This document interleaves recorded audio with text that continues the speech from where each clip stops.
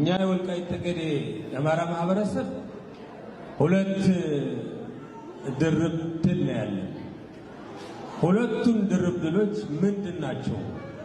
ይሄ ብልጽግና እንደ ተራ ፓርቲ ሳይሆን እኛ ደክመን ታግለን የፈጠርነው ያመጣነው ድርጅት ነው እንጂ ተራ ድርጅት ነው ብለን እኛ አናስብም ማለት ነው።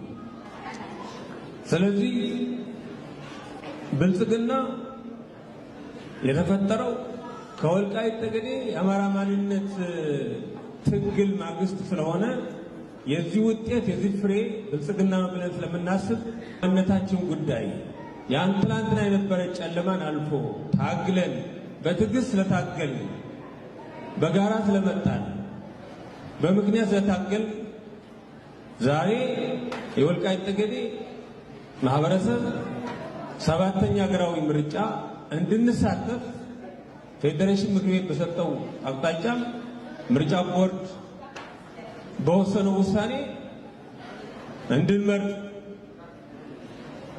ተፈቅዷል ማለት ይህ ለኛ አንዱ የትግላችን ውጤት ነው። የወልቃይት ጠገዴ የአማራ ማንነት ኮሚቴም የዚህኛው ማንነት አማኞች ደጋፊዎች ታጋዮች ሁላችሁ በድጋሚ እንኳን ደስ አላችሁ ለማለት ፈልጋለሁ። ሰላም ቤተሰብ እንደምን አላችሁ? እግዚአብሔር ይመስገን እኔ በጣም ሰላም ነኝ።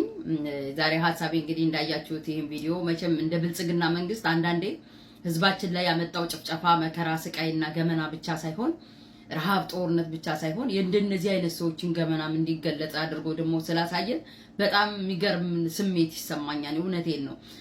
እነዚህ ሰዎች ገመና ተገለጠ ማለት እኔ ምክንያቱም ትናንትና ትልቅ ቦታ ስንሰጣቸው የነበሩ ሰዎች ናቸው። ብልጽግና ብዙ ሰዎች እንደነዚህ አይነት ሰዎች እንደነ ኮሎኔል ደመቀ ዘውዱ አይነት ሰዎችን ገመና ገልጧል።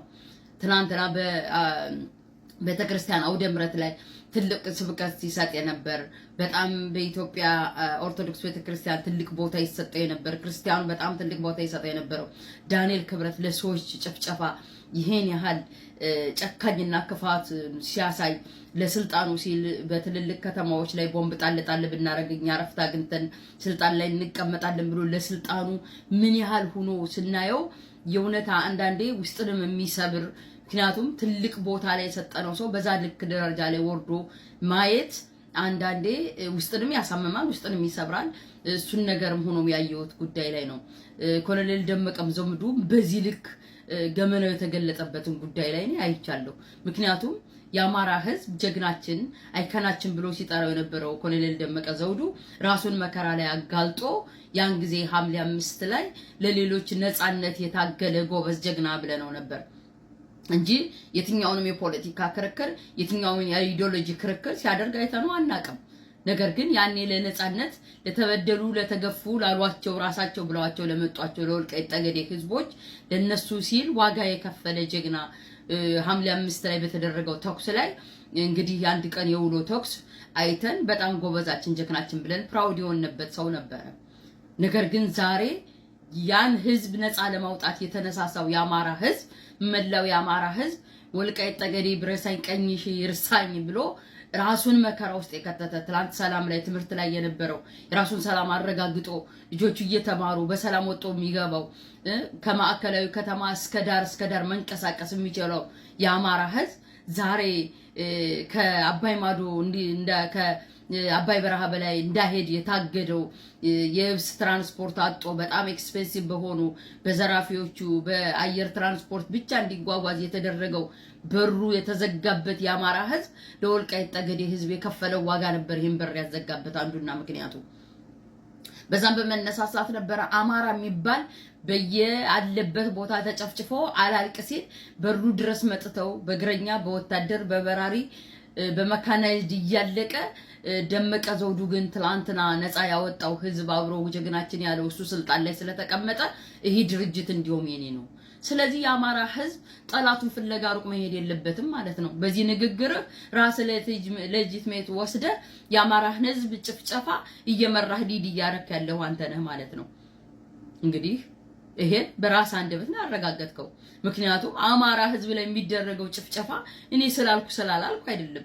ህዝቡ ላይ እየደረሰ ያለ መከራ ራሳችሁ እናንተ ብአዴን ብልጽግናዎች እንኳን በምትገልጹት ከ3 ሚሊዮን ከ4 ሚሊዮን በላይ ህፃናት ወደ ትምህርት ቤት ያለደበት ህፃናቶች ቢር ላይ የሚውሉበት ድሮን በየቦታው ሲበርበት የሚውል ማንን ያጠፋው እየተባለ የሚጨነቅ በመካናይዝድ ጦርነት ዛሬ የምናየው ወጣቶች ጫካና በረሃ ገብተው የሚታገሉበት ክልሉ በዚህ ነው የጦር አውድማ ሆኖ እየተመራ ያለ። ይሄን ስርዓት ያመጣው ዴፊኒትሊ ብልጽግና ሆኖ እያለ ብልጽግና የኔ ነው ብሎ ፕራውድ ነው መናገር። ትላንትና ነፃ ሊያወጣ አንተን ሳት ውስጥ የገባው የአማራን ህዝብ በጣም እንደቀለድክበት ነው የሚታየው። የእውነት እንደዚህ መደረግ እንዴት ደፈርክ? አይታይህም ማለት ነው። ራስህን አጥረዛው ላይ ነው ተቀምጠሃል ማለት ነው። ህዝቡ ላይ የሚደረገው ጭፍጨፋ አይታይህም ወይስ የአማራ ህዝብ መድማት ላንተ ደስታ መሆኑን ያያየንበት ያለንበት ሁኔታ እውነትም ስሜትህ ይሄ ነው ማለት ነው።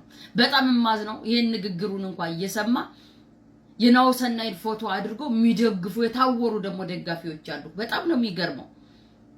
ናሁሰናይና ኮሎኔል ደመቀ ዘውዱ ዴፊኒትሊ አይጥና ድመቶች በተቃራኒ የቆሙ ናቸው። ምክንያቱም ብልጽግና የኔ ነው ከኔ ነው ማለት ብቻ ሳይሆን መስራቹ እኔ ነኝ ያመጣሁት እያለ ነው።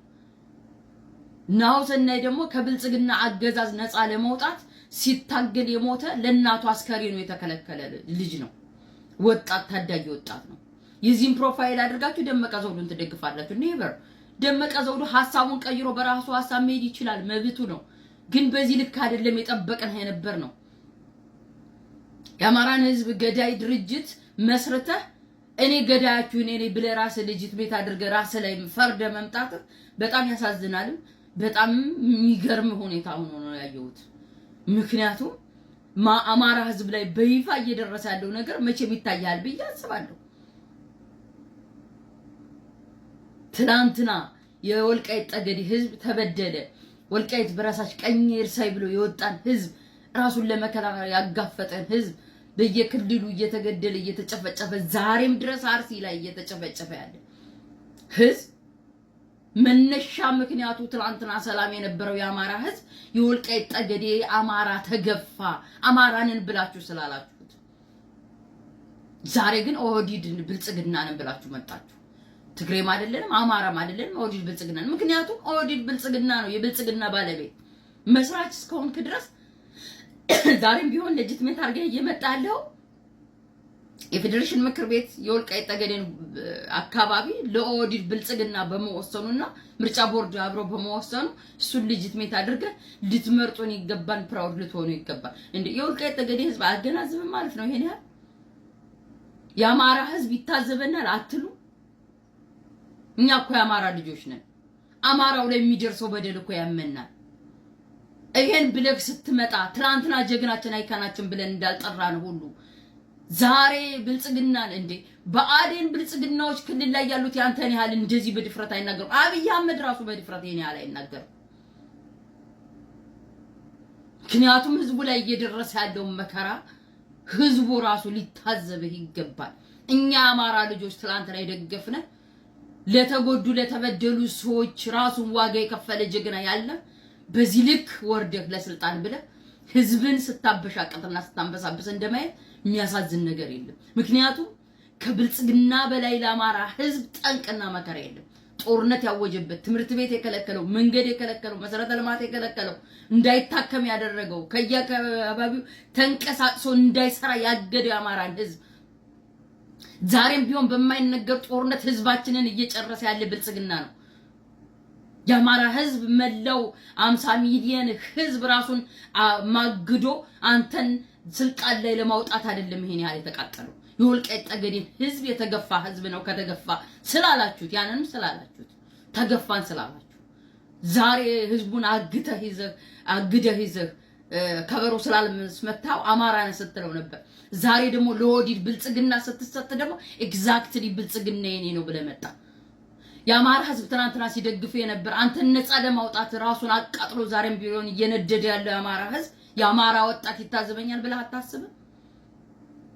በጣም ነው ያዘንኩብህ። በጣም ነው ያዘንኩት። በዚህ ልክ የአማራ ህዝብ ትናንትና አይከኔ ነው የኔ ምልክቴ ነው ሲልህ የነበረው ልክ ዛሬ ጨፍጫፊ ስርዓት የኔ ነው ብለህ ሌጂቲሜት አድርገህ ግን ጥሩ ነው የጊዮርጊስን ደበላ ለፍለፍ ይለዋል የሙኝ ነው ማለፈልፍ ብሎ የተናገረው አይነት ነው እንዲሁ ተጋልጠ በመምጣት ግን አምሶ ሃፒ ደስ ብሎኛል